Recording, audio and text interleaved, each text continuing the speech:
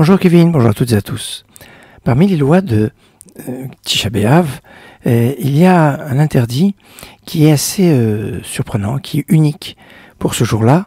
C'est l'interdiction d'étudier la Torah. Alors étudier la Torah, on ne peut pas étudier ce que l'on veut dans la Torah, on peut étudier que des choses tristes, les passages de Jérémie qui sont tristes, les lamentations de Jérémie, les histoires de la destruction du temple qu'on trouve dans le traité Gittin, les lois de deuil qu'on retrouve dans le traité Moed Katan, ou les lois de deuil dans le Shulchan Aruch. Et en fait, pourquoi?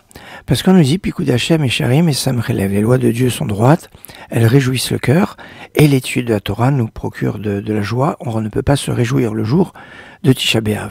Alors, il y a une question de fond qui peut se poser. Est-ce que le jour de Tisha B'Av, en fait, on a quand même une obligation d'étudier, mais on ne peut étudier que des choses tristes, ou alors on est complètement dispensé d'étudier la Torah le jour de Tisha B'Av?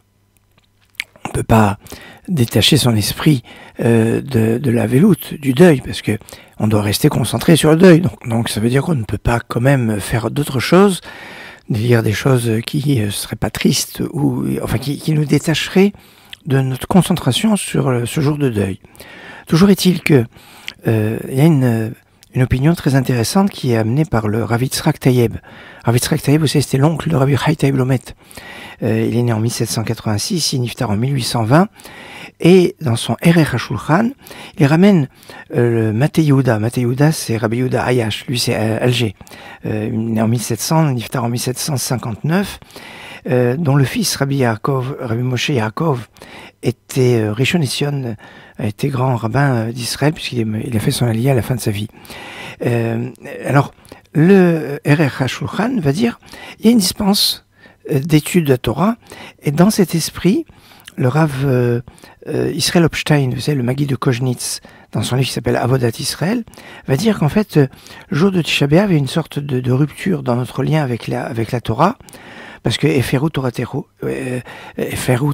ils ont contraint, ils ont refusé ta Torah, alors eh ben, il y a une rupture. Et c'est pour ça que le Shabbat qui suit Tisha B'Av, on lit la paracha Vaïtranan, où il y a les 10 commandements, la Seret HaDiborot, le Shema Israël, qui est l'acceptation du joug divin, avec Veshinantam Vedibartabam, Veshinantam Levanecha Vedibartabam, tu l'enseigneras à tes enfants et tu en parleras. C'est donc, on pourrait dire, le renouvellement du contrat d'étude de la Torah, donc qui revient à ce moment-là.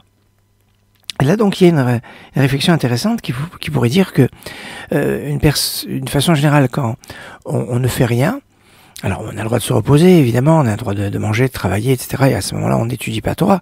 Ça s'appelle pas Bitul Torah, ou c'est un Bitul Torah qui n'est pas un Bitul Zman, c'est pas une annulation du temps. Mais si on fait rien, on tue le temps, ça s'appelle Bitul Zman, Bitul Torah, et ça c'est une faute qui est grave, qui, quelque part, le jour de Tisha B'Av sera moins présente, puisqu'on n'a pas l'obligation de cette étude. Il va y avoir un enseignement du Rav David Maiselesh, qui a été assassiné par la Shoah, qui va dire que l'étude doit se faire dans la simcha, dans la joie. Alors c'est pas qu'elle l'étude nous communique de la joie, mais elle doit se faire dans la joie. Or, comme on ne peut pas se réjouir le jour de Tisha B'Av, on est à nous. On est dans un cas de force majeure, et comme un cas de force majeure, c'est pour ça qu'on étudie, on ne serait pas amené à étudier, sauf des choses tristes. Toutefois, la plupart des décisionnaires ne sont pas d'accord, notamment le Sdechemed, Rabbi Chaim Chizkia Medini, qui était Rav en Crimée, et puis après à Rav à Hebron, qui est né en 1832 et qui est niftar en 1904, lui va développer le fait que non, il y a une obligation d'étudier, et on étudiera des choses qui sont tristes. Dans ce prolongement, le Rabbi de Lubavitch va dire l'obligation de l'étude, c'est une obligation d'étude sur les choses qui sont en adéquation avec le jour.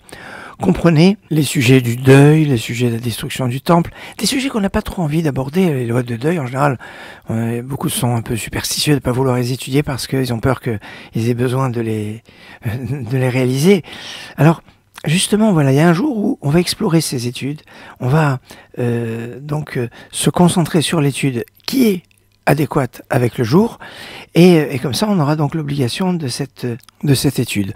En tout cas, ça vient nous enseigner que les autres jours il n'y a pas cette restriction au niveau de l'étude de la Torah, alors autant en profiter avant, après Tisha B'Av, pour pouvoir étudier et se consacrer à l'étude et ne pas perdre ne serait-ce qu'une minute, ne serait-ce qu'un instant. Je vous souhaite une excellente journée remplie d'études.